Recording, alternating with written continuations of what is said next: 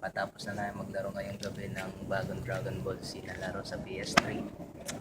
Eto, lalakad na kami pa uwi at bibinyagin ko yung bagong cellphone ni Vincent. Siyempre, maganda naman yung gabi, malamig. Christmas is just around the corner, nandyan lang.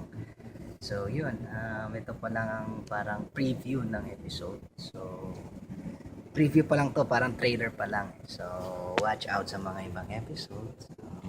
Ngayon ay sinubukan lang naman kaya okay lang naman. So yun, uwi na ako. Sama ko si John Michael Bisda na isa ding nagka-cameraman. Yun.